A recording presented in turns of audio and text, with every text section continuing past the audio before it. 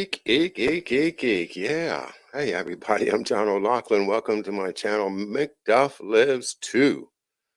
TWO. This is our second channel. Well, guess what? If we make it to December the 1st, then McDuff Lives gets to go back on the air because we'll be down to one strike. Hey, Debbie, Charles, Drew, Tehran. Yeah. Rick Olson. Hello, Rick. And Charles Held. Nice to have you here. Okay. Well, it's turning into quite a busy week for me here at McDuff Lives. We had a show this morning with how the nation was won. And we're getting to the very end of the book where it's very interesting to me, very exciting to see how all of these themes have come together with Virginia being able to finally claim some land across the Appalachian and Allegheny Mountains, and thereby opening up really the West and especially the Ohio country. And that, if it weren't for them, we wouldn't have Andy DeBala and Neighborhood News Studio out there doing our great production work for us. So we have to thank Alexander Spotswood and all of the great patriots that started the movement westward out of Virginia in that case, and also out of New England in other cases.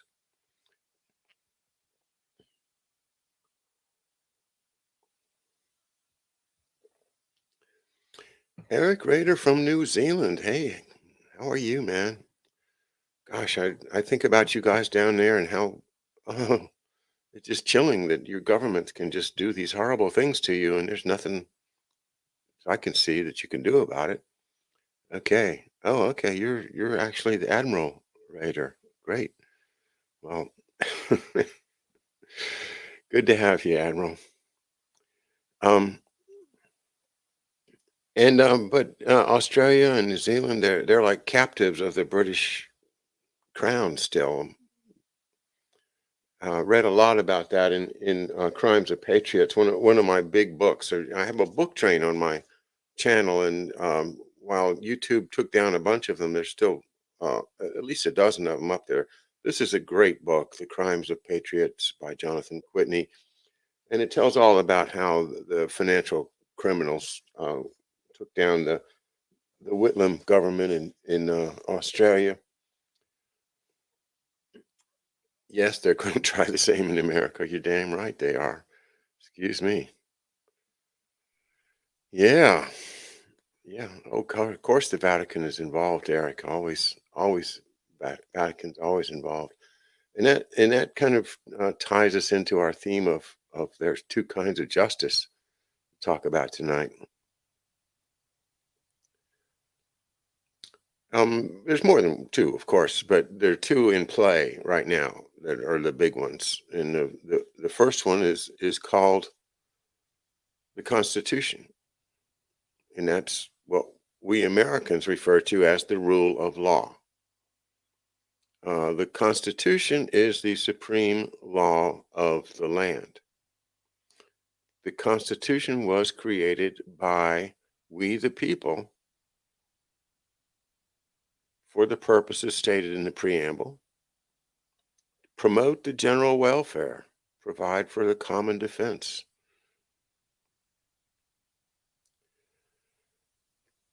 The Supreme Court confirmed that the Constitution is the supreme law of the land, and therefore we needed to find out who is the final interpreter of the Supreme Court. And the final interpreter of the Supreme Court is the of the Constitution is the Supreme Court. So that means that the decisions and judgments of the Supreme Court of the United States are final. They cannot be appealed from. They are the law of the land. And that's why it's important that we concentrate on the idea of the law as developing over the decades and over the centuries into what hopefully is a better and better, more finely tuned application of the principles of the Constitution.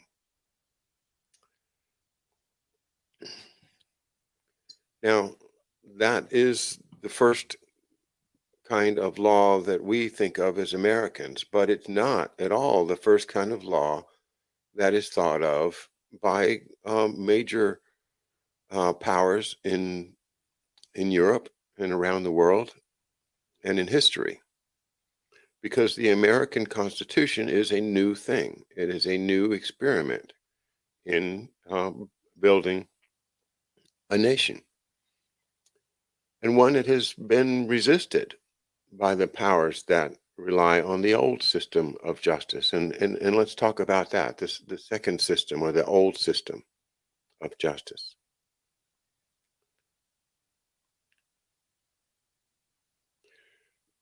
The old system of justice is whatever the king says it is. It's divine right. It's the idea that God created the kingdom or the empire. And so everything flows down from the top, like the top of the pyramid. In terms of judgment of how does a legal case come out? Well, ultimately, it is the king or the emperor, or in the case of our more modern republics, it is the oligarchy behind the scenes that controls the parliament and controls uh, the executive departments. So, especially, and we're talking about Great Britain here, where it is financial powers that are behind the scenes that are basically controlling the government. You remember when we had the crash in 2008, and the City of London, the British uh, financial system, was in charge of this thing called the LIBOR, the LIBOR rate, which is the rate that big banks use for overnight trading between each other to cover each other's transactions the previous day. It's kind of a convenient thing, but there's a little bit of interest that's charged, and by tweaking that just a little bit, the insiders made a whole lot of money. But they might be thinking, well, I had to do that. I didn't have any choice. It was the right thing to do, and because if I didn't protect my interest, then the whole thing might fall down. So the just thing for me to do is to make sure that the whole system doesn't fall. So that means that I may have to do a little something behind the scenes, pull a lever here, flip a switch there, because that's what we have to do as the ones that are the wise ones. We're the smart people. We're the ones that got all the money because we're smart. And now we're going to keep on our system going because we're the only ones that know how it works. I mean, can you imagine if we let our financial system fall apart and just ordinary people had to figure out how to make a living without the financial system? Well, it would be a disaster. Consider how everybody's been jammed into cities, and the farms are no longer producing food, and we're doing all kinds of uh,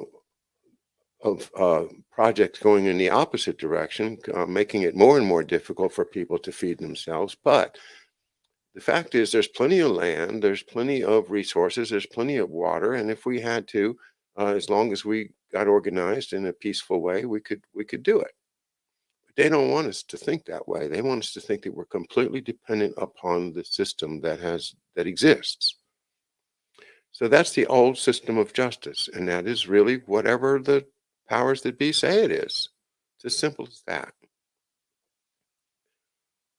I did a show about a year ago, and it was really about the same theme, more particularly about the uh, the image of justice, the picture of justice that we get. There's a statue of justice in front of the Bryan Courthouse in Northern Virginia, the famous rocket docket where George Webb and I went to see the Keon trial and some other. Well, it was a couple of different trips to the different parts of the John Keon trial over there. But right in front of there is a picture of Lady Justice, and she is blindfolded and she is holding the scales of justice in her hands like this. And that's the American Lady Justice. Good evening, Mark. I just watched most of your show. I had to stop so I could get ready, but I'll finish it up after mine. And I do want to talk about Bruce Ivins in a minute. So thanks for being here, Mark, and everybody else. Well, I was talking about images of Lady Justice, and the American image of Lady Justice is that she is blindfolded, right? So what does that tell you? That tells you that if you go into an American courtroom for a trial, that justice is blind, that justice is not going to put her hand on the scale and say this person wins or that person wins. Also, by being blind, right? She's wearing a blindfold. Lady Justice cannot see outside of the courtroom. She's not going to be, her eyes are not going to wander around thinking of, well, maybe these parties didn't come up with all the evidence, and maybe I should go out and do my own research. See, with my eyes, I could look around, I could go and visit the scene, I could talk to the witnesses, I could figure this whole case out myself without even having to listen to the parties because I'm very wise and smart. Well, hello, there's one. This one is blindfolded and she is standing in front of the Court of Final Appeal in Hong Kong. The other feature besides the scales, of course, is the sword. And oh boy, with the dead. But what if you're going to, Andy, if you would you go to the Old Bailey and get a picture of this Lady Justice that's on top of the Old Bailey? That's in London. It's the courthouse in London. You'll find it. Because unlike that one in Hong Kong, the idea of justice that we'll see, here it is. There. And okay, so this is an angle looking up. Andy, keep looking. There might be a better one, and we could see it straight on, so you can see the face. But oh yeah, there's a million of them. Here we go. Yeah, get a nice close up of Lady Justice.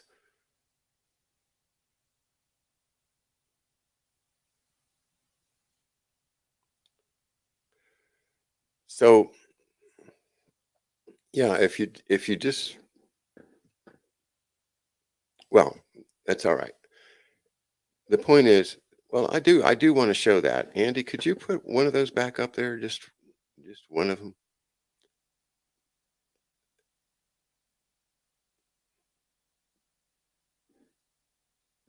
Andy. There we go. You just pick one and put it up full screen because I want to describe some details. This is Lady Justice on top of the Old Bailey, which is the criminal court in the city of London, the traditional courtroom where the trials happen. All right. Now, the first thing to notice is that she's not blindfolded. Okay. Her eyes are looking out. So that tells you that she is not the same as American justice. She is a justice that will look out around and observe everything and take in evidence that the lawyers didn't bring in, and she will do her own her own investigation if she wants to. She also is going to, oh, where'd she go? Bring her back. She went away already. There we go. So she also, there's a couple other things I want to show you. All right, look at the sword. The sword is drawn, and she is ready to cut your head off if you lose the trial. Okay. So you don't want to go to court. She's scary. She's a scary justice. She's like, don't mess with me. You come in here and BS me, and look what I got. I got the biggest sword you ever seen, and it's gonna be sharp, and it's gonna slice your head off. That's justice, meted out with an imperial hand. Now, a couple other things. Her face. Her face is a male face. Her arms are male arms. Her shoulders are male.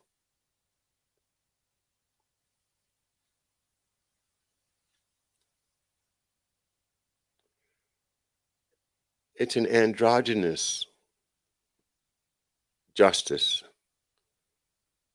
not necessarily female, but something perhaps conceived of in the minds of the elite as a superior being, somebody that is the best of both, like a, a Baphomet, perhaps. And oh, is that an Adam's apple I see? Look at that. Good catch there, Robert and Charles. There you go. So that, I guess, was what I wanted to show you, was that the idea of justice has two different versions. The American version, I've talked about it. It's based upon a written document called the Constitution of the United States. The British version is not based on a written document. It's based upon the traditions, the royalty, and the statutes passed by Parliament and signed by the king or queen. But it's also this idea of justice as being a like a god, like a god or goddess that is not human and is beyond the Constitution or any pieces of paper that we might write or anything, any formulas that we might try to do, because you can't box in a god like the God of justice. The God of justice also is in Greek and other um, pantheons uh, identified with Athena, uh, wisdom, and the God of wisdom or goddess of wisdom is is a Gnostic god or goddess. Gnostic. That's one of our big words that we've committed ourselves. We are going to learn this word. It is the idea that humans completely on their own can know God's will. So that I don't need a Bible, I don't need a priest, I don't need a church, I don't need a bishop, I don't need any of that stuff. As a matter of fact, I can go off into the desert, into a cave, and I can communicate with God directly without any interference from the nonsense of the rest of humanity. And if I do that really good and I'm really good at it, then I can be one of the wise ones, one of the ones that gets to make these decisions about what is just and what's not just.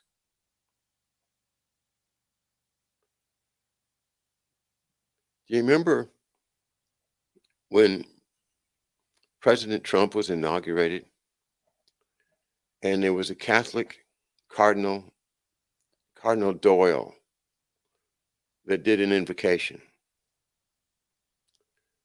and everybody was worried about whether it was going to be divisive or not. But what I remember more than anything else is Cardinal Doyle in his red, you know, outfit with the hat and everything, and out there, out at the inauguration, and he's speaking, and he just looks up at the heavens, and he puts his arms out like this, and he says, "Wisdom, grant us wisdom."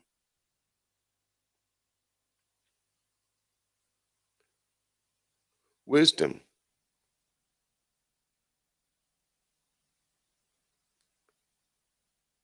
Isis, the Egyptian goddess. Wisdom. Minerva, the Roman. Wisdom. And this Gnostic idea of justice is what we are up against right now.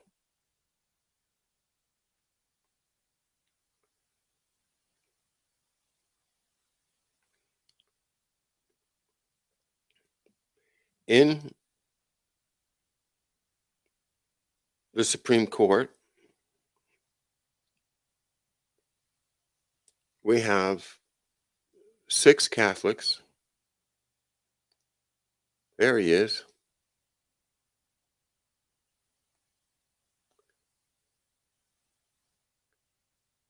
Looks well fed.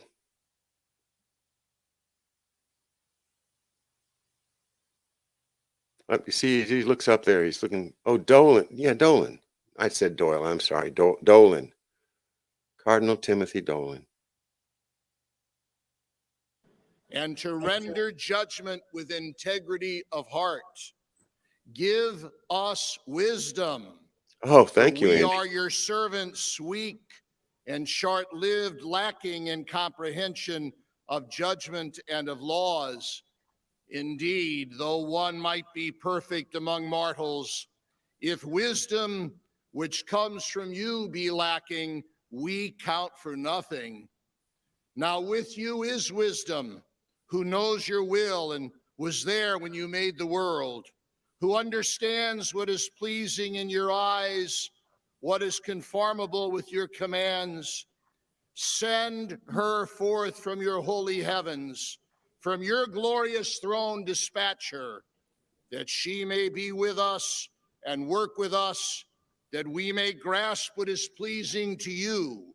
For she knows and understands all things, and will guide us prudently in our affairs, and safeguard us by her glory. Amen. All right. Amen. Andy, that was a great job, man. And although I got his name right, I didn't get his name right, but I got the quote right.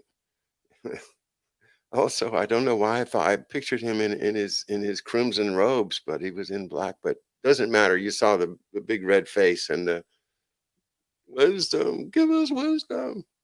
And he's saying that God had wisdom with him when he created the earth. Wait a minute. Wait a minute. Are you saying that God needed this other God called wisdom in order to fashion the earth? Is that what you said there, Cardinal Dolan?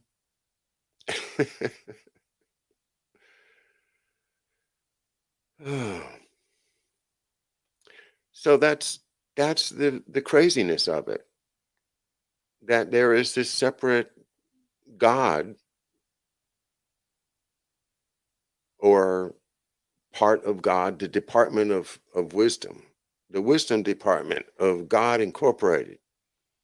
And if you can get in touch with that goddess, then you can make all the right judgments and you'll know what's right. And that's why we have, these wise people sitting on the Supreme Court. Wise people like John Roberts, who goes to Malta to for a little vacation while he's under stress trying to decide the Hobby Lobby case. He pops over to Malta. And another time you see him with a black eye and you wonder, well, if they've been poking him in the eye too. Yeah. My mother used to have an expression, it's better than a poke in the eye with a sharp stick. I never knew what that meant. Now I do. People were hip to the idea of lobotomies. They did that to people. They still do.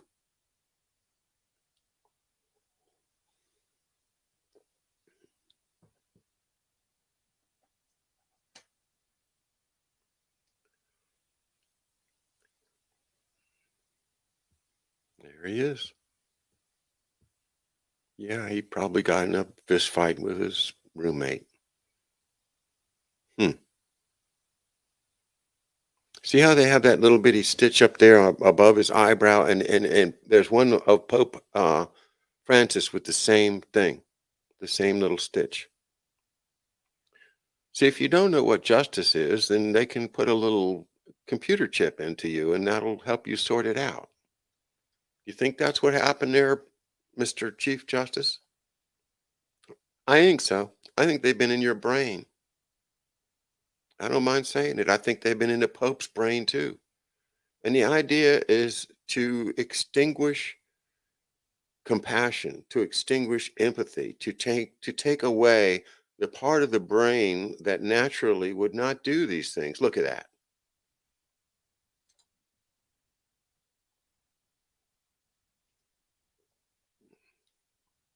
This is criminal behavior. Look at that.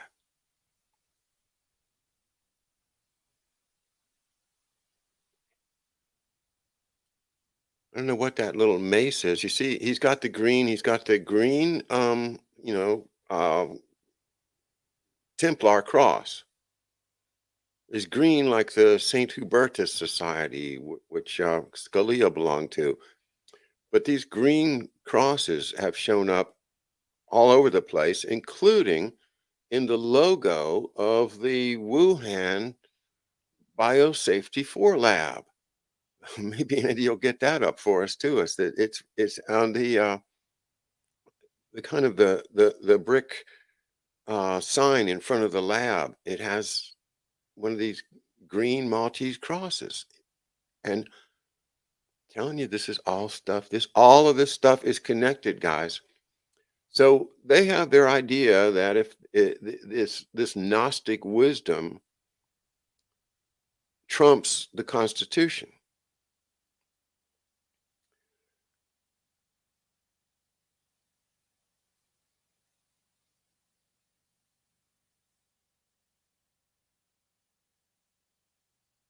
Yeah, that's what it was. I'd rather fight than switch. It was a cigarette commercial. Settle down, John. Don't be. Yeah, black eye binding ritual celebrates the restoration of Horus's eye. Yeah, well, that's great. Everybody needs to have a Horus eye, an eye of Horus in their brain. It's creepy stuff. Well, this is what I'm trying to show when we talk about the Department of Justice and what's his name, Froggy, the the bagpipe player. What was what was his name? Uh, um, Mueller's buddy. Uh, oh, you know who I'm talking about. Anyway, the Attorney General under uh, Trump was one of those red mass Catholics, and Andy Craig and I went to the red mass in 2019. the last one before COVID, and we saw him there, the Attorney General Barr. Thank you, Attorney General Barr. And there he was, he was there along with a number of the justices, and we saw all these bigwigs in the St. Matthew's Cathedral in Washington. Saw some of my colleagues from the law practice. There's a lot of people that go to that Red Mass, and it's a very, very powerful crowd.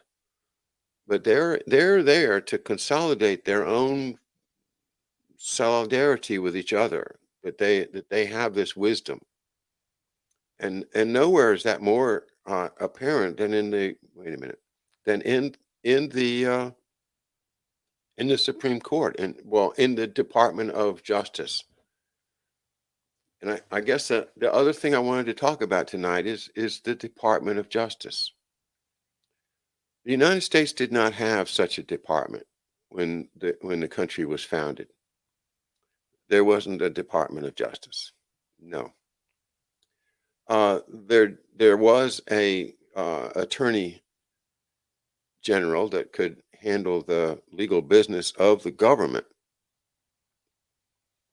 but the idea of a whole Department of Justice didn't come along until uh, the after the Revolution, after the War of 1812, and after Andy Jackson, and in the time before the Civil War, when a lot of these financial interests were jockeying for position as the United States was opening up the West. In the 1840s, and I don't remember the history off the top of my head, but that's when it started, this whole idea of a Department of Justice. And it comes from the elite side of our national culture, the New England elites. And it's modeled after justice departments in France and England that are basically, following the British model. The French by that time are following the British and basically copying and doing what the British say. This is under Louis Philippe, a weak so-called emperor. The British ran France, and Charles Bonaparte, who was the nephew of Jerome Bonaparte, was, let's see, if I remember that correctly, let's look and make sure, because I think he was the first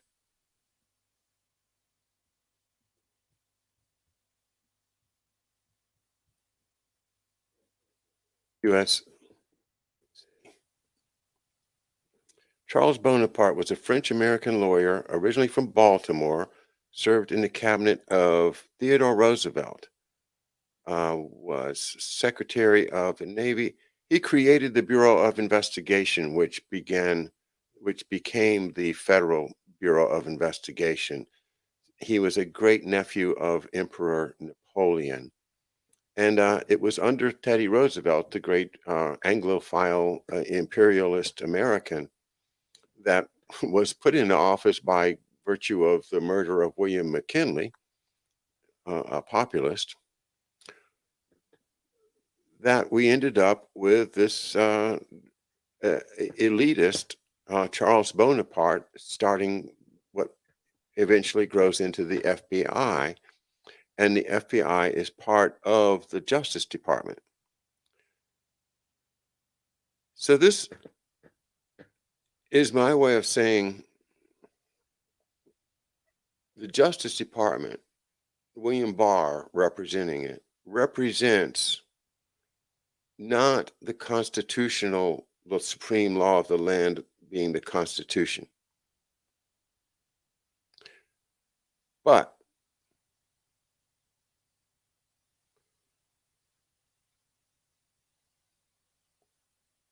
and Drew Black, I take your comment absolutely right. And I was there among many, many faithful and very faithful people. I'm sorry, I don't mean to create the wrong impression about the group that's there. Thousands, maybe at least 1,000 people there. And these elites that are part of it, uh, they're just the elites. So I was talking about how this whole Justice Department is a vehicle not of enforcing the Supreme Court's decisions as to what the Constitution means, which would be, I think, what would its role should be to be a national guardian of the Constitution. But what it is in reality is ISIS. It's Minerva. It's Athena. It's the goddess of wisdom, or the hermaphrodite of wisdom, if you want the British model.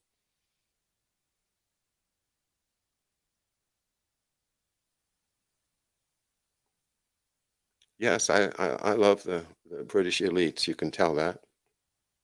They really did a great job in Ireland and also in India, all around the world. The tragedies that have been caused by these British elites that think they're the wise ones is just unending. And they are involved in this current whatever you want to call it crisis, the P hyphen crisis. You know what? I was going to talk about Bruce Ivins, and I got myself started and didn't get to him yet. And I don't know if Mark's still here, but for the benefit of everybody that doesn't know it, that Mark is running a 6-night series dedicated really to exonerating Bruce Ivins and the claim that he was uh, the perpetrator of the anthrax attacks in 2001.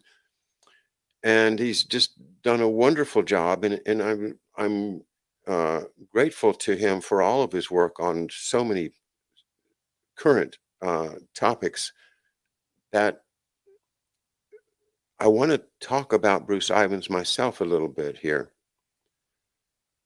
You know, he, and I didn't know this until I saw Mark's show, he was granted virtually the same award that my dad was given.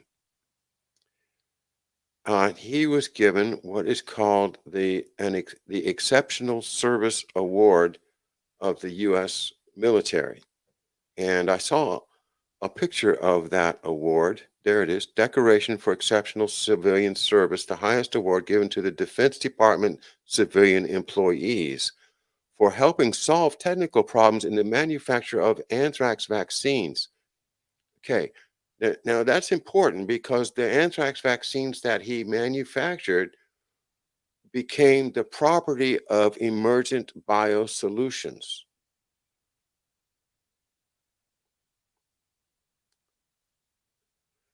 But when I saw that award in his hand, and I thought myself, geez, they gave him an award, and then he supposedly committed suicide. Now, in his case, it was the award was in 2003, and his death was in 2008, so it wasn't immediate. But he may have been designated as the scapegoat back in 2001, 2002, when he was working for Emergent Biosolutions,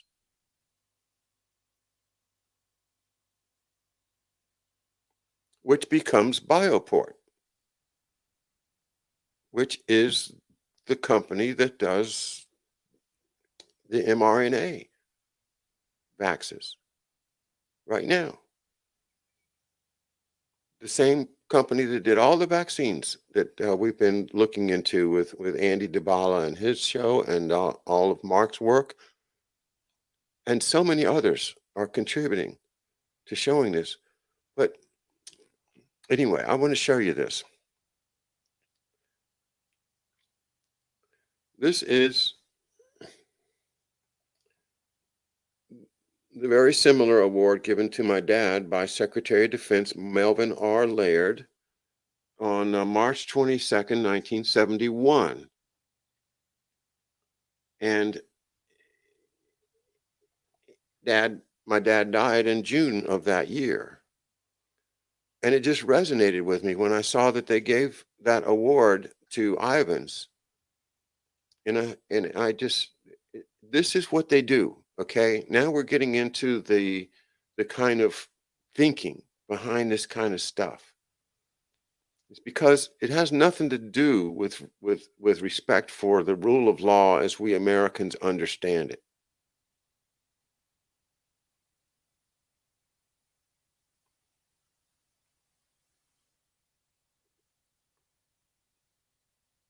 What it's about is the rule of law as they think the goddess of wisdom understands it. Because they have studied and they're really, really wise and they've got all this wisdom. And, you see how they do. They look up at the sky and they say, here, give me the wisdom, send it into my eyeballs. I want it right here. Send me the wisdom. Wait a minute. Don't put it in with a stick. That's not the way to do it. Just kind of slip it in there. Okay. No, don't poke me with that sharp stick.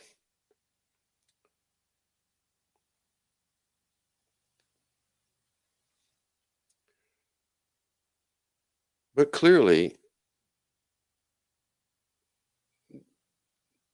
Bruce Ivans did a lot of service for the government. Now, the fact is that although he was awarded by the government for the work, the government didn't get paid. No, these other guys got paid, and Mark can tell you all about them.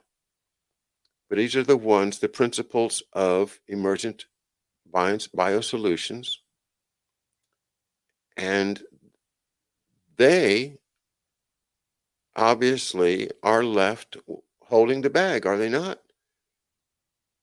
Because who sent the anthrax letters? Who sent the anthrax letters?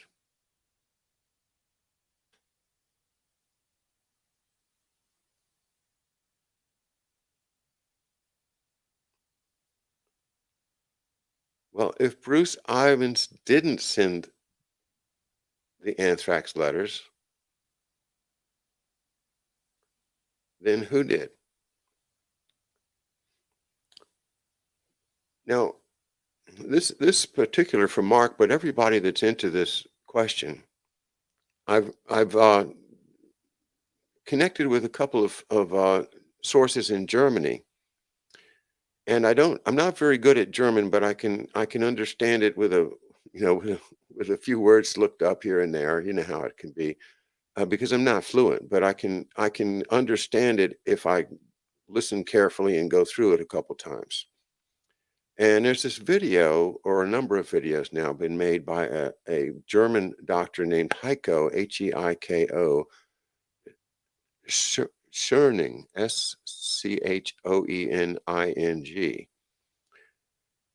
And his theme is that this is all a big organized crime. That what we're going through right now is actually a mafia operation, a worldwide mafia operation. And his idea is we should all look at it like that, because they're criminals that are doing these things.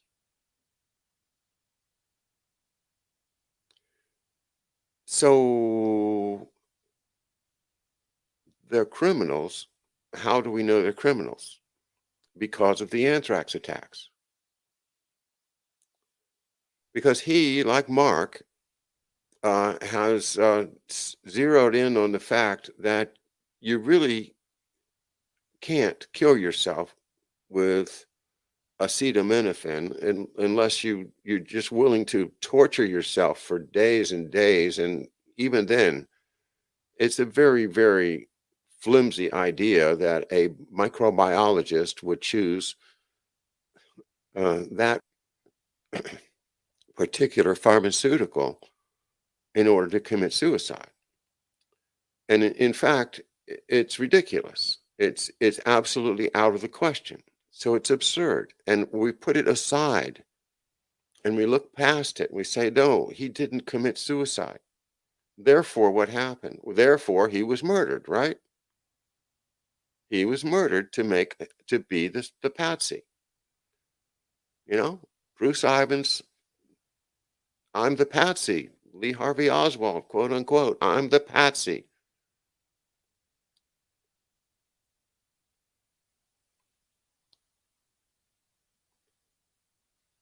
So they needed a patsy, and there he is. But they messed up because you can't kill yourself in the way that they say he killed himself. So he didn't kill himself. They killed him. They killed him because he knew something that was going to convict them of their crimes that they committed when they sent the anthrax letters.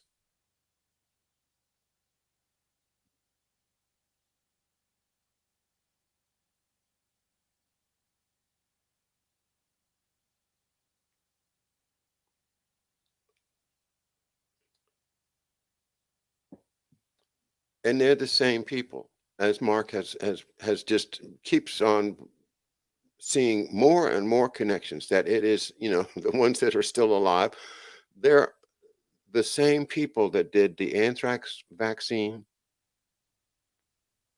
are doing the mRNA now. Yes, I'm omitting words. You know the words, right?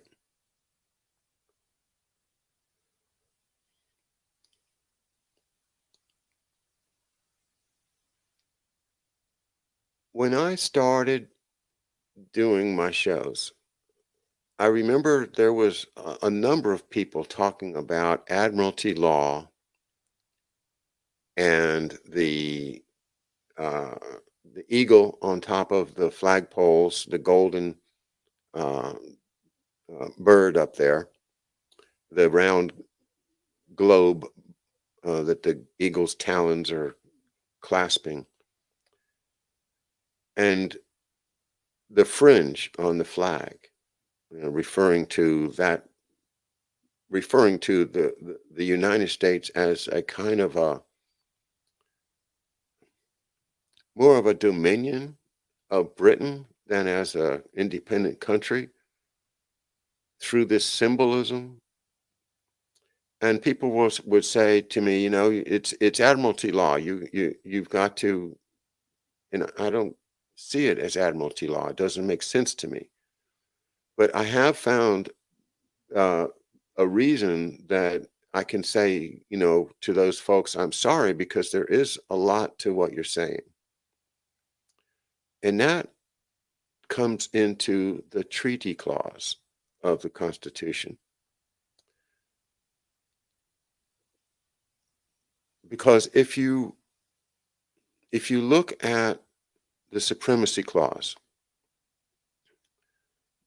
there is a way that they can work in admiralty law through treaties.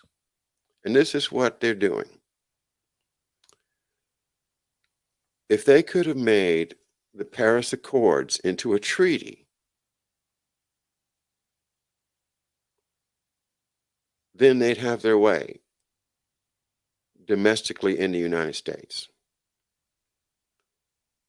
Because under American Constitution, it says it right in the Constitution that the Constitution, the laws that are promulgated according to the Constitution, and the treaties of the United States are the supreme law of the land.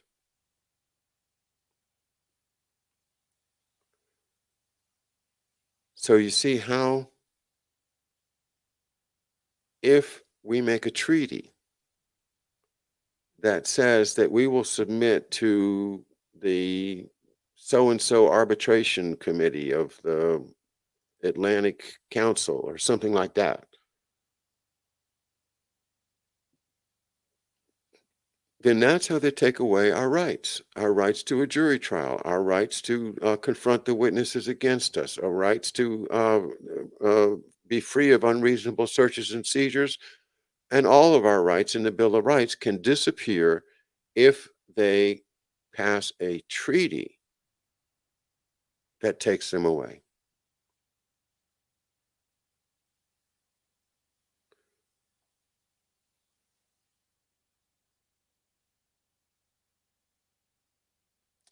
Charles held, right, Ninth and 10th Amendments. And all I'm saying is that they can do that if politically they have the votes, if they have the power to do it. Then they'll pass a treaty, and that treaty will become the supreme law of the land. And Bill of Rights or no Bill of Rights, you're going to roll up your sleeve when you're told to roll up your sleeve. That's where the danger is, that they can get our Constitution pushed aside and made irrelevant through some international treaties. Well, that's my show for tonight. Two systems of justice, the Constitution or the old. Let's see here. What you got there, Andy? Certified true. The North Atlantic Treaty Charter, 1949.